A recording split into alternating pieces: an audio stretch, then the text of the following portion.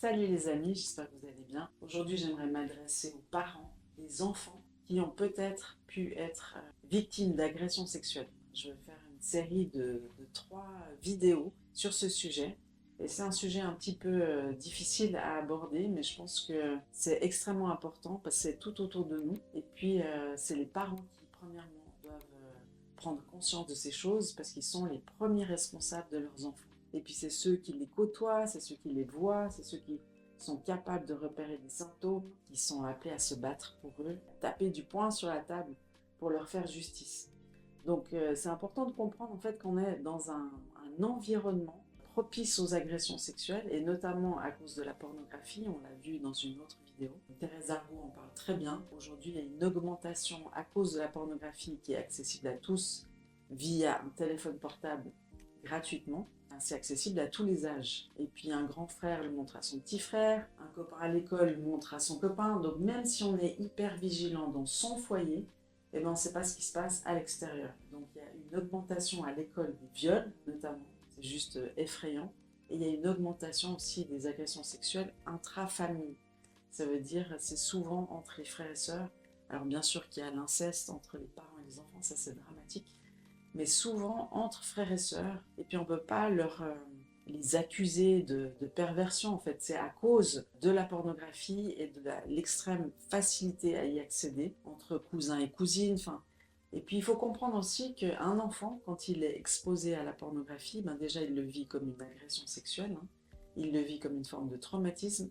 Et une façon d'y répondre, c'est d'imiter ce qu'il a vu. Il va répéter ce qu'il a vu, et notamment avec ses frères et sœurs. Et souvent, ça va être peut-être les plus grands avec les plus petits.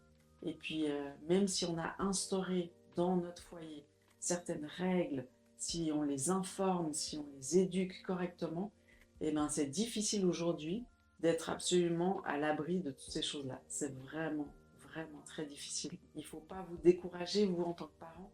Il faut continuer à parler avec vos enfants, à être un modèle déjà de pureté. Comme on a déjà vu sur d'autres vidéos, c'est très important que les parents ne se montrent pas nus devant les enfants. C'est très important de leur rappeler que leur intimité, elle vaut de l'or, donc elle reste cachée comme un trésor. Et pas tout le monde peut y avoir accès, pas tout le monde peut toucher, pas tout le monde peut voir, même personne, je dirais. Donc c'est quelque chose qui doit rester caché, sans mettre de la honte et de la culpabilité, hein, ça c'est très important. Mais je veux dire, il y a un juste équilibre entre tout le monde est tout nu et puis on a accès à l'intimité de chacun comme ça c'est absolument faux. Et puis tout est caché, c'est un tabou, et puis on a honte de son intimité, ça c'est pas normal non plus.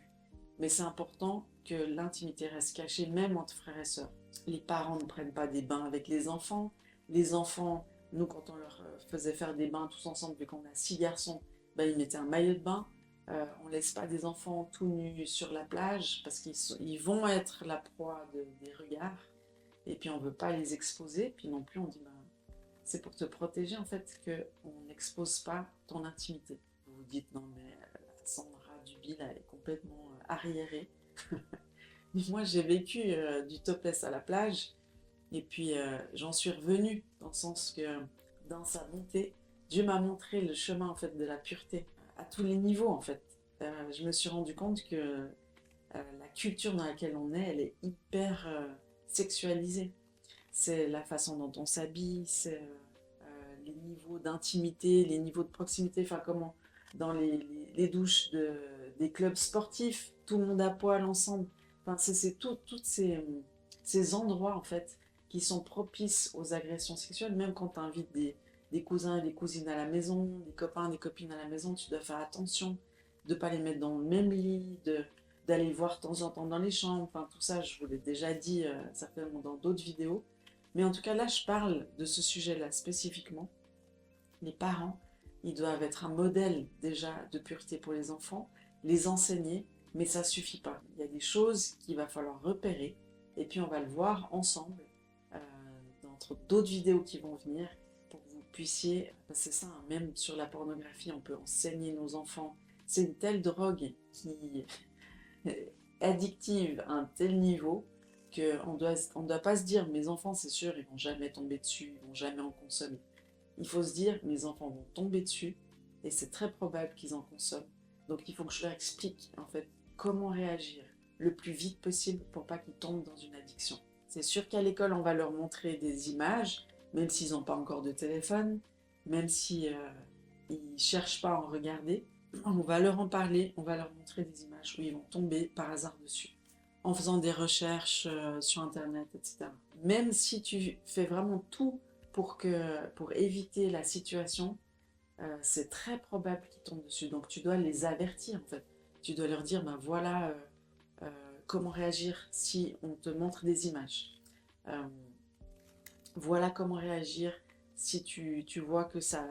Enfin, ou même, moi je leur disais à mes enfants, voilà comment tu peux te sentir quand tu vas être confronté à ces images. Tu vas être perturbé entre le dégoût que ça provoque dans ton intelligence et puis le plaisir que ça provoque dans ton corps. Enfin, ça, c'est des choses à pouvoir peut-être exprimer à un moment donné. Bien sûr, adapté à l'âge. Et puis, la prochaine vidéo, combien c'est important d'être en relation avec ses enfants, combien c'est important de pouvoir avoir des temps privilégiés avec eux pour qu'ils puissent nous parler. Simplement de créer cet espace pour que ce soit possible. Parce que des fois, on se croise dans la vie et puis on n'a pas le temps de parler, ou on pense que tout va bien et on ne prend pas le temps d'entendre le cœur de nos enfants. Moi, j'en avais 6, maintenant j'en ai plus que 4 à la maison, mais je vais vous expliquer comment faire dans la prochaine vidéo. N'oubliez pas de vous abonner en fait, si vous voulez avoir du contenu pour aider vos enfants, si vous voulez avoir du contenu pour savoir comment recevoir la guérison du cœur, vivre des délivrances. Likez, n'hésitez pas aussi à aller sur notre site esaïe61.fr où il y a toutes les ressources thérapeutiques pour votre couple, pour personnellement, pour les femmes, etc. On a plein de ressources, donc n'hésitez pas à y aller. Et puis à commander le manuel Esaïe 61 qui va vous donner toutes les bases de la guérison et de la délivrance. J'espère que cette vidéo vous a appris quelque chose. En tout cas, n'hésitez pas à suivre les vidéos qui arrivent. Je vous bénis, vous, vos familles, vos foyers, vos couples. Soyez puissamment bénis. Gardez espoir. Gardez le smile. Parce que Dieu il a toujours un plan de rédemption, c'est sûr. Allez, ciao!